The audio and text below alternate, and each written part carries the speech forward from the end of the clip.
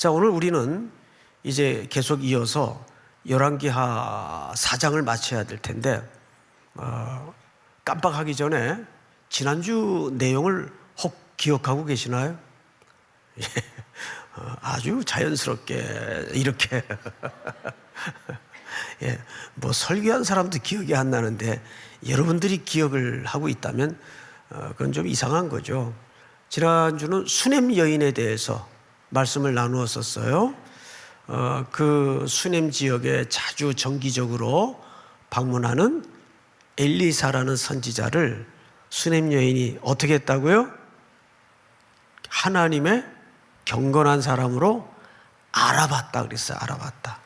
알아보는 게 중요한 거예요. 자, 그래서 남편과 상의를 해서 남편이 동의를 얻어 그 엘리사가 머물 방을 임시로 만들었나요? 아주 영구히 목적을 가지고 만들었나요? 예, 영구히 목적을 가지고 방을 만들었어요. 제대로 벽이 있는. 기억나시죠? 이제 듣다 보니까. 그런데 그 안에 설치된 모든 소품과 도구들이 어디에 설치되는 것과 똑같다고요? 네, 성전 안의 도구들과 똑같아요. 이것은 이미 북이스라엘이 예루살렘으로 예배를 갈 수 없으니까 베델과 단 사이에 금송아지를 세워놓고 거기서 예배할 것을 북이스라엘 왕들이 요구를 했어요. 그러니까 여기에서부터 이미 북이스라엘 백성들은 성전에 대한 서서히나마 큰 의식 변화가 벌어진 겁니다. 뭐 꼭 예루살렘에 안 가도 임시 방편으로라도 뭐예요? 우리가 여기서도 어쨌든 예배할 수 있겠구나. 그것이 건강하고 옳은 예배는 아닐지라도 그 밑바닥을 받치고 있던 성전 중심의 예배 의식이 흔들 변화가 일어난 거예요. 근데 참 하나님은 아이러니의 귀재이십니다. 성경에 보면 그런 아이러니가 너무 많아요. 성경뿐이겠어요, 여러분? 역사 속에서 벌어지는 일을 봐도 야, 이건 정말 하나님이 아니고서야 누가 이 각본을 쓸까? 인간은 이렇게 계획을 했는데 하나님은 그 인간의 계획을 활용하고 이용하셔서 하나님의 역사로 바꾸어가는 것을 너무나 소름 끼치게 만날 때가 한두 번이 아니에요. 결국 역사의 주권은 하나님께 있다는 것이 살수록 느껴집니다. 우리 근현대사에 벌어진 어떤 일들을 보면 그래요. 마찬가지로 그런 소재를 하나님이 활용해서 이 수넴 여인의 의식 속에 자기 집에다가 사실상 선지자가 묵을, 이 경건한 하나님의 사람이니까 이 사람이 묵을 성전을 거기다가 설치를 하는 거예요. 그리고 엘리사는 올 때마다 그 방에 머물면서 많은 하나님의 사역을 도출해내고 또 만들어내죠. 자, 그런 배경을 담고 있어요. 그런데 우리가 이 디테일한 스토리마다 보는 것도 중요하지만 열왕기상 그리고 열왕기하라는 이 책이 어떤 큰 줄기를 따라서 강줄기를 따라서 흐르고 있는가를 좀 선제적으로 이해를 하고 책을 펼쳐보면 훨씬 이해가 쉬울 것 같은데 우리 기억대로 주일 낮설교 시간에 쭉 우리가 들었었죠. 열왕기상은 주로 누구의 이야기였습니까? 왕들의 이야기예요. 근데 주로 그 왕들이 역사의 편린 속에 어떤 모습을 드러냈어요? 그 왕들은 실패의 샘플들이 열왕의 역사예요. 그게 열왕기의 역사예요. 그들이 주로 빠졌던 범죄가 뭐죠? 우상숭배와 황금 만능주의에 빠져서 하나님을 배도한 역사예요. 근데 따져보니까 사실은 그 왕들을 누가 요구해서 이스라엘에게 생긴 제도였나요? 백성들이 요구한 거예요. 뭐 때문에?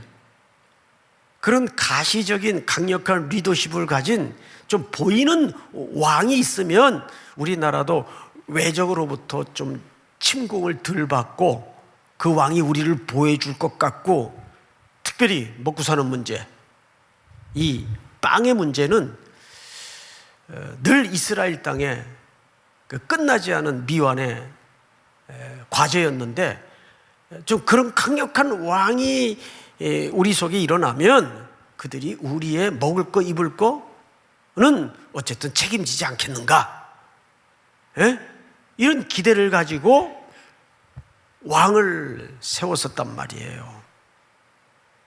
근데 그 왕들이 열왕기상에서 어떤 모습을 보였는지 방금 말씀을 드렸죠? 그럼 한은 무슨 얘기가 나와야 옳겠어요? 열왕기 한은 백성들의 기근과 가난과 핍절이 계속 나오잖아요. 그래서 등장하는 겁니다. 하나님이 보여주는 것이요, 역사적인 실증을. 그래, 너희들이 구했던 왕이 어떤 전철을 밟는가를 내가 보여줄게. 그게 열왕기 상이에요. 그리고 그 왕들이 너희를 먹이든 입히든 안보를 책임져 주던 아니란 말이에요. 그래서 열왕기 하에 왜 이렇게 기적이 많이 등장하는가 하면 결국 이 얘기를 하고 싶은 거예요. 너희들이 구했던, 의지했던, 절대적으로 여겼던 그런 보이는 세상의 왕들이 먹을 거, 입을 거, 살 것을 책임지는 게 아니다. 너희들의 모든 그 필요의 궁극적인 책임자는 하나님이 공급하신다. 오늘도 결국은 그 얘기를 하고 싶은 거예요. 이제 열왕기 상의 구조와 하에 하고 싶은 이야기들이 일관되게 어느 강줄기를 따라 흐르고 있는가를 여러분 좀 이해가 되시죠? 그 얘기를 하는 거예요. 결국 그런 시각에서 오늘 본문으로 좀 우리가 들어가 보십시다. 자, 38절. 엘리사가 다시 길갈에 왔어요. 이 길갈은 앞서 열왕기 하 초입에도 소개가 되었듯이 이 지역은 엘리야가 선지 생도들을 위해서 요즘식으로 얘기하면 선지동산, 그러니까 우리 신학교를 선지동산이라고 하잖아요. 선지자들을 훈련시키고 제자들을 키우는 훈련소 같은 그런 지역입니다. 이 길갈은. 자, 길갈에 이르렀어요. 그 땅에 또 무슨 단어가 등장을 해요? 흉년이 들었는데, 그러니까 너희들이 요구했던 그 왕들이 이 흉년을 어찌할 수 있더냐. 지금 이 얘기를 계속 성경 기자는 포로에 붙들려간 이스라엘 백성들이 왜 하나님은 존재하는가? 존재한다면 그 하나님은 우리를 왜 이런 고난의 역사에 그냥 방치하고 던져주는가? 그래서 그들의 이 슬픈 역사가 왜 시작이 되었는가를 이렇게 설명하고 있는 겁니다. 선지자의 붓을 들어 글을 쓰게 함으로써. 또 볼까요? 선지자의 제자들이 엘리사의 앞에 앉은지라. 여기 앞에 앉았다는 말은 여러분 그 마태복음 우리가 5장 산상수훈을 들을 때에도 예수님이 앉고 백성들을 어떻게 했죠? 하나님의 나라 천국의 윤리를 새롭게 선포하시고 가르쳐 주셨어요. 여기 앉았는데 라는 말은 가르침을 받기 위해서 엘리사라는 선지자 앞에 지금 앉아있다 그 뜻이에요. 가르침을 받기 위해서. 또 성경을 보십시다. 엘리사가 자기 사환에게 이르되 큰 솥을 걸고 선지자의 제자들을 위하여 국을 끓이라 하매. 자, 지금 이들에게 가르치는 것도 중요하지만 또 몸을 가진 물질적인 존재이다 보니까 이들이 이 흉년이 들고 기근의 때에 굉장히 아사 직전에 있었던 것 같아요. 앞에 스토리 속에서도 한 과부가, 선지자 생도의 과부가 등장을 했었어요. 그 2주 전이죠. 그리고 그 아들들과 기름병의 기적을 통해서 이제 먹고 사는, 그리고 빚을 갚고도 남는 생활을 할 수 있는, 그러니까 그 사건 모두가 전부 기근이 공통적인 과제예요. 너희들이 구했던 그 왕들이 너희들이 기근과 먹을 것을, 입을 것을 책임져 주는 게 아니다. 그 근본적인 공급의 원인은 하나님께 있다. 그 얘기를 성경 기자가 지금 계속 모아주고 있는 거예요. 시선을. 그러니까 우리도 오늘 이 밤에 이곳에 와서 말씀을 들으면서 우리의 시선이 자꾸 어디로 모아져야 될까요? 지금 머릿속에 여러분들이 어떤 생각을 하고 있고 뭘로 복잡한지 알아요. 이거 이번에는 올라야 될 텐데. 응? 이런 생각들을 요즘 어른들보다도 청년들이 더 많이 하고 있단 말이에요. 그래서 맨날 이제 그래프 들여다보고 뭐가 올랐나, 어느 주식이 가능성이 있나, 뭐 그걸로 수익이 날 수도 있고 또 손해도 볼 수 있겠죠. 그런데 그것이 무슨 나쁘고 좋은 것을 떠나서 결국 그 오르고 내림이 나를 슬프게 해주고 기쁘게 해주는 게 아니란 말이에요. 하나님께 공급의 원인이 있다는 것을 여러분들이 그런 과정들을 통해서 자꾸 찔림을 받아야 돼요. 하나님께 공급의 이유가 있고 방법이 있고 원인이 있구나. 믿으십니까? 자, 그런데 큰 솥을 걸라 그래요. 그러니까 인원이 꽤 되었던 모양이에요. 39절.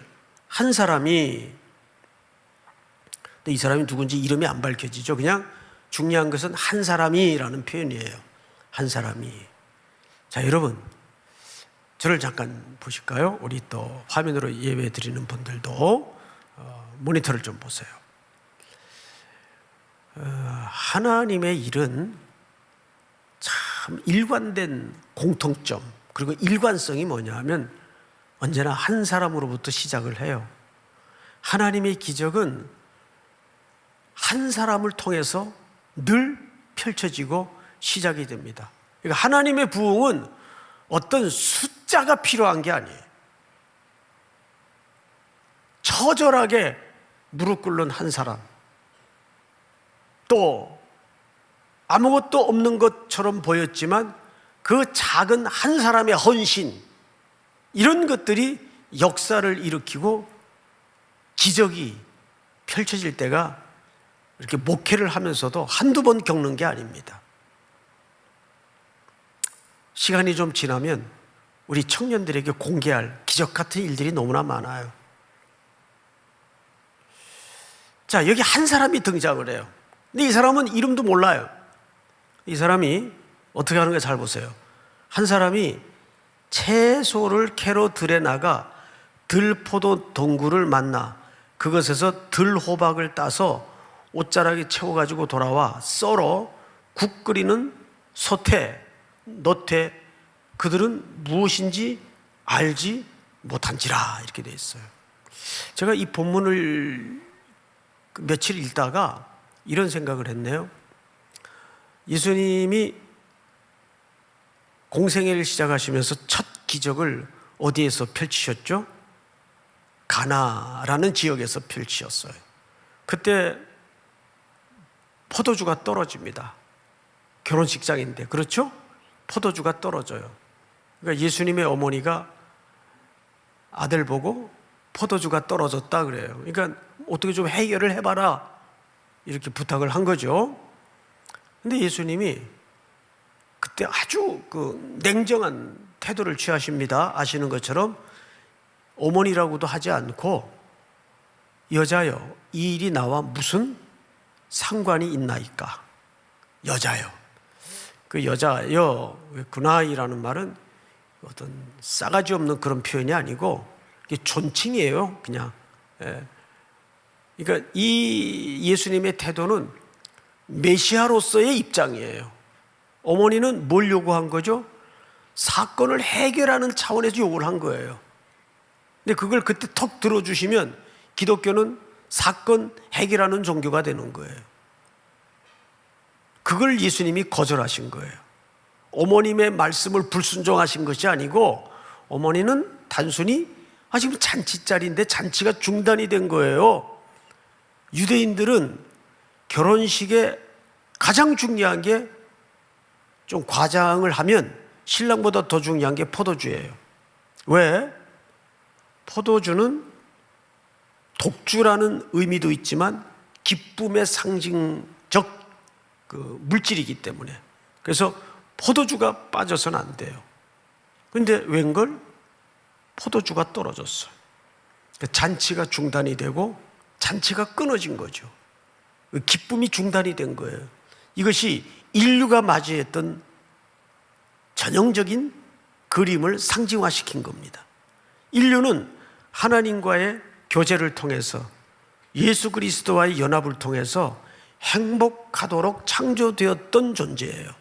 그런데 잔치가 중단이 됐어요. 죄로 슬픔이 들어오고 잔치가 끊어진 거죠. 어머님의 요구는 그냥 사건 해결적 차원에서 요구를 한 거예요. 그것을 예수님은 거절하신 거죠. 일이 나와 무슨 상관이 있나이까? 기독교는 그렇게 되면 그 본질은 놓쳐버린 채 떡과 빵의 문제만 해결하는 종교로 전락할 수가 있기 때문에. 그런데 예수님이 다시 만들었어요, 안 만들었어요? 다시 만들었어요. 어머니가 그랬죠. 무슨 말을 하든지 분부대로 해라. 그 아들이 정말 종들에게 지시를 하죠. 하인들에게 떠서 갖다 주어라. 근데 누구만 알았어요? 떠서 갖다 준 하인들만 이 포도주의 출처에 대해서, 비밀에 대해서 알게 됩니다. 그러면 여기서 우리가 예수님의 이중적 태도를 조금 면밀히 들여다볼 필요가 있는데, 아니 말씀은 안 해줄 것처럼 하셔놓고 또 정작 행동은 하셨단 말이에요. 왜 이랬다 저랬다 하시나? 하신 건 무슨 이유일까요? 거기서 포도주라는 매개물을 통해서 예수님은 자기가 이 땅에 오신 목적을 설명하신 거예요. 뭘로요?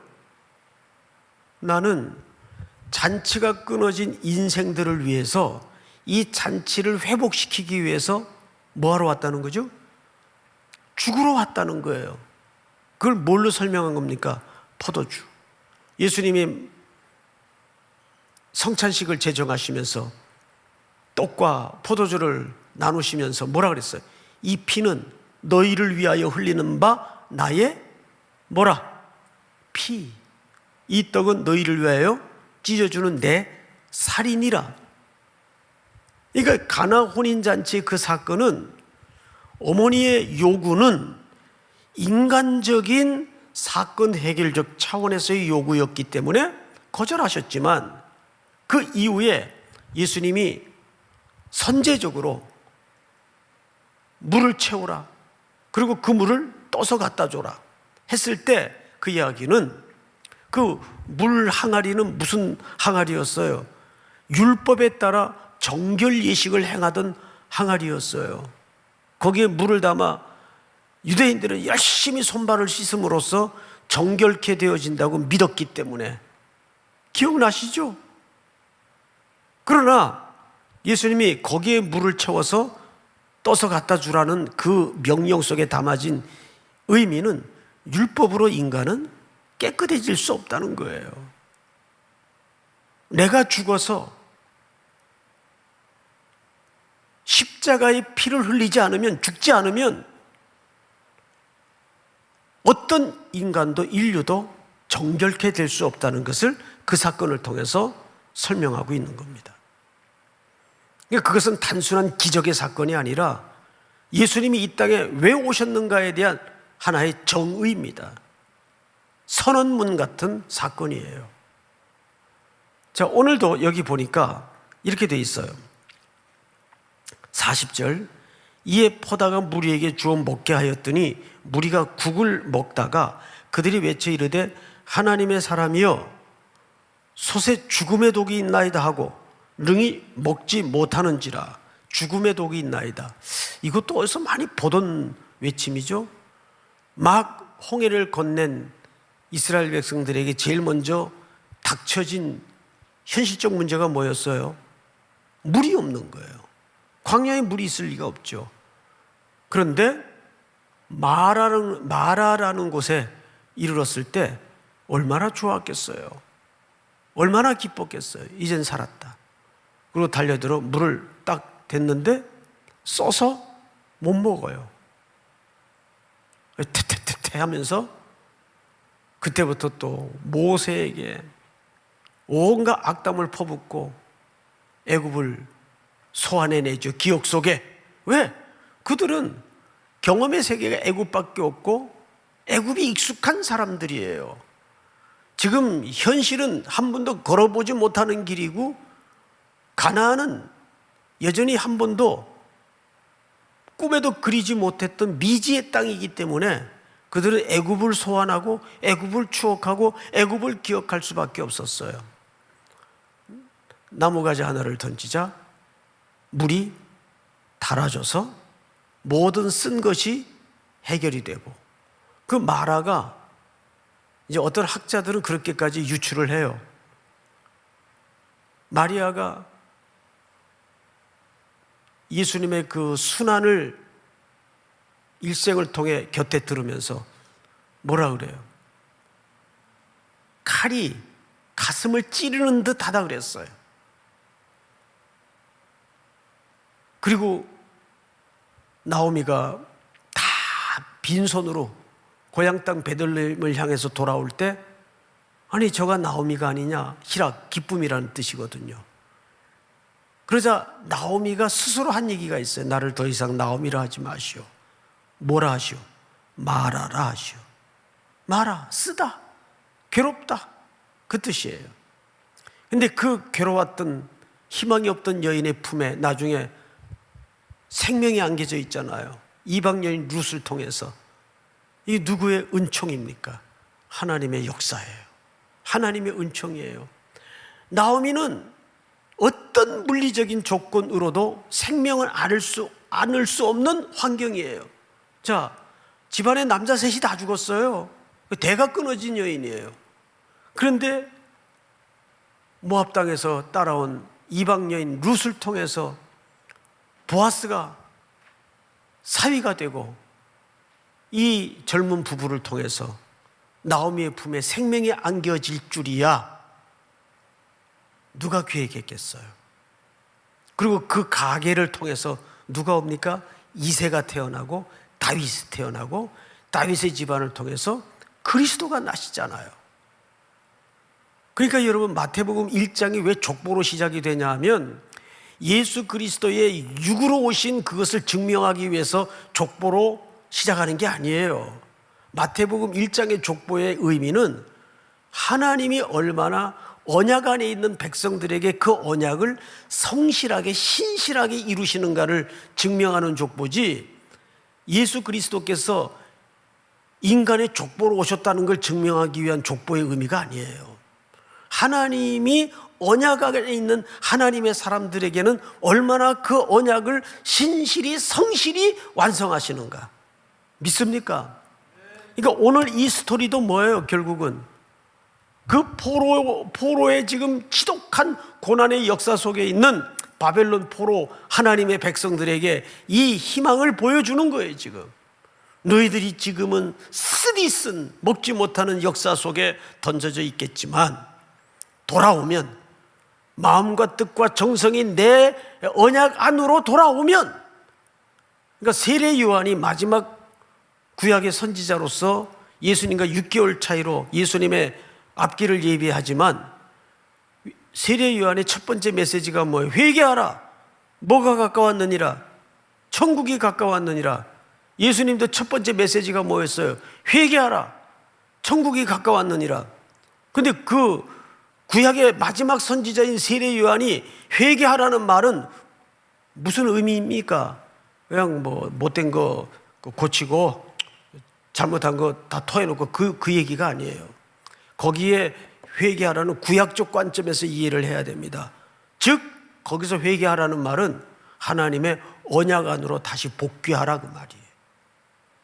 믿습니까?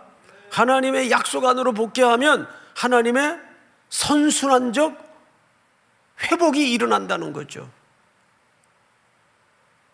여러분 오늘 이 밤에 하나님의 그 약속과 언약 안으로 돌아오시기 바랍니다. 우리의 기도가 물론 내가 절실하고 내가 절박한 어떤 제목들이 응답되는 것도 중요하지만 여기서 정말 이 기적과 이 기근을 해결하는 하나님의 성실한 응답의 역사 속에서 하나님이 정말 원하는 것은 뭐냐면 언약의 백성 안으로 다시 복귀하라 그 말이에요. 여러분 누가복음 15장에 그 탕자가 언제 문제가 생기기 시작합니까? 모든 풍요가 갖춰져 있는 집을 떠나니까 문제가 생기는 거 아니에요. 언제 온전해지죠? 언제? 집으로 돌아오니까 온전해지잖아요. 내 아버지의 집에는 모든 것이 다 있는데 늘 독립을 꿈꾸는 이 인류의 교만함, 그게 둘째 아들 속에 감춰져 있는 우리의 또 다른 편린이고 모습이라는 얘기예요. 여러분 그 월터 브루그만이 쓴 온전한 풍요라는 책이 있어요. 그 혹시 우리 지금 청년들 우리 진장님들을 통해 소개받았는지 모르겠는데 그 참 책이 좋은 게 두껍질 않아요. 얇아요. 그래서 그냥 백팩에 어디 여행길에 탁 꽂아놓고 한 챕터씩 읽으면은 책이 너무 깊어요.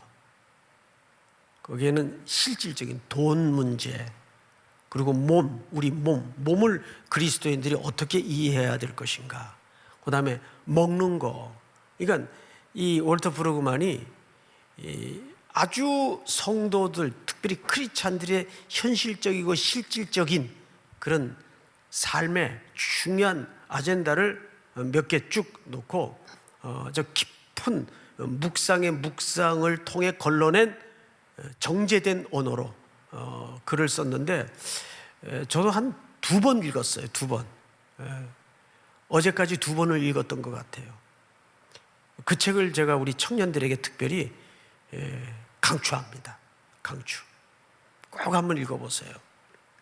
자, 그런데 오늘 이 이야기도 결국은 이 물질의 채움과 풍요라는 기적을 넘어서 우리에게 요구하는 것은 뭐냐 하면 하나님의 언약 안으로 들어오는 백성들에게 어떤 풍요가 약속되어 있는가를 설명하고 싶은 거예요. 근데 그 기적이 어떤 집단으로부터 시작이 됐나요? 한 사람이에요. 자, 마저 성경을 보고 마칩시다. 41절 엘리사가 이르되 그러면 가루를 가져오라 하여 솥에 던지고 이르되 퍼다가 무리에게 주어 먹게 하라 하매 이에 솥 가운데 독이 없어지니라. 42절 다 같이 시작. 한 사람이 바알 살리사에서부터 와서 처음 만든 떡 곧 보리떡 20개와 또 자루에 담은 채소를 하나님의 사람에게 드린지라. 그가 이르되 무리에게 주어 먹게 하라. 자, 여기 또 한 사람이 등장하죠. 자, 이 한 사람이 뭘 갖고 왔냐면 바알 살리사에서부터 와서, 이 바알 살리사는 베냐민 지파 지역이에요. 여기 이제 사울이 살았던 데이기도 하고, 처음 만든 떡, 이게 중요합니다. 처음 만든 떡. 이 표현이 사실은 레위기에 딱 한 번 나와요. 처음 만든 떡. 자, 그런데 예수님은 우리에게 무슨 떡이 되어 주셨죠? 첫 열매가 되어 주셨어요. 그래서 이 어떤 학자는 이 열왕기 하 4장과 레위기 23장의 절기의 순서와 맞물려서 일정한 순서로 똑같은 원칙을 갖고 있다라고 이제 설명을 하는데, 오늘 이 밤에는 그 설명을 좀 생략하고 지나가겠습니다. 왜냐하면 이게 너무 좀 복잡해요. 도표를 보고 설명을 해야 되기 때문에 그건 혹시 나중에라도 기회가 있으면 따로 보기로 하고. 자, 근데 43절을 보세요. 사환이 이렇게 얘기해요. 내가 어찌 이것을 100명에게 주겠나이까? 그러니까 그 떡 몇 개 안 되는 것 가지고 어떻게 100명을 먹일 수 있습니까? 그러니까 지금 그 길갈에는 한 남자 수로만 쳤으니까 100여 명의 선지생도들이 있었던 것 같아요. 그러니까 사환 얘기가 맞아요, 틀려요? 이거 떡 뭐 몇 개라고 이걸 어떻게 이 100여 명을 다 먹일 수 있겠습니까? 뭐 거기에 치자면 가족들도 있었을 텐데 이렇게 된 거죠. 그러자 뭐라고 얘기하는가를 잘 보세요. 엘리사는 또 이르되 무리에게 주어 먹게 하라. 여호와의 말씀이 그들이 먹고 남으리라 하셨느니라. 44절 다 같이 시작. 그가 그들 앞에 주었더니 여호와께서 말씀하신 대로 먹고 남았더라. 따라서 합니다. 먹고 남았다. 자, 아직도 우리의 의식 한편에는 뭘 보죠? 눈앞에 개수를 봐요. 근데 엘리사는 이 사환에게 어디에 눈을 돌리라는 거예요? 하나님께 눈을 돌리라는 거예요. 믿습니까? 이거 가지고 어떻게 이게 다 먹여 살립니까? 교회가 이런 방식으로 일을 하면 되겠어요, 안 되겠어요? 이런 방식으로 일을 하면 하나님이 역사할 공간이 없는 거예요. 하나님은 손에 쥐어진 떡의 숫자를 보시는 게 아니에요. 뭘 보시죠? 우리가 하나님만 의지하고 순종하는가 안 하는가를 보시는 거지, 떡 개수를 보시는 게 아니에요. 그 20개 하나님이 셀 줄 모를까요? 나도 세는데. 그거 보지 말라는 거예요. 나 이거밖에 없는데요. 그런데 이 똑같은 기적이 요한복음 5장 6장에서 벌어지잖아요. 빌립이 계산해요. 이거 다 먹이려면 200데나리온이 필요한데 애 가지고 온 도시락 한 끼 식량밖에 없습니다. 그 주님이 몰랐을까요? 자, 주님이 대입되어서 엘리사가 한 명령을 다시 보세요. 몇 절을 보시냐면 42절. 한 사람이 바알 살리사에서부터 와서 처음 만든 떡, 곧 보리떡 20개와 또 자루에 담은 채소를 하나님의 사람에게 드린지라. 그가 이르되 무리에게 주어 먹게 하라. 사환이 이르되 내가 어찌 이것을 100명에 주겠나이까 하나. 엘리사는 또 이르되 무리에게 주어 먹게 하라. 엘리사는 흔들리지 않아요. 변함이 없어요. 같이 합시다. 무리에게 주어 먹게 하라. 먹게 하라. 여러분 그렇게 하시겠습니까? 네. 내가 갖고 있는 것이 얼마인가를 보지 마시고 뭐가 중요한 거예요? 하나님의 명령이 무리에게 줘서 먹게 해. 그러면 그걸 내가 걱정할 일이에요? 하나님이 책임지실 일이에요? 말만 그렇게 하지 마시고, 말만. 할렐루야. 예? 그건 내가 걱정할 일이 아니에요. 하나님이 무리에게 주어서 먹게 해. 그러면 그건 내가 급한 게 아니라 하나님이 책임지시고 대안을 가지실 일이란 말이에요. 믿으십니까? 이럴 때 우리가 요즘 귀에 딱지가 않도록 들었던 말이 뭐예요? 하나님이 현실이 되게 하는 거예요. 예? 손 안에 떡 20개가 현실이 아니고 하나님이 현실이 되게 하는 거예요. 믿습니까? 예? 그런 의미에서 우리는 성령의 민감한 소리에 귀를 기울이고 하나님이 오늘 이 밤에도 내게 어떤 꿈을 갖게 만들고 어떤 비전을 갖게 만들고 어떤 희망을 갖게 만드는가, 그 음성에 귀 기울여 아멘 순종할 수 있는 복된 밤이 될 수 있기를 축복합니다. 우리 한번 다 같이 통성으로 소리내어 기도할 때 우리 좀 반주 좀 해주시고요.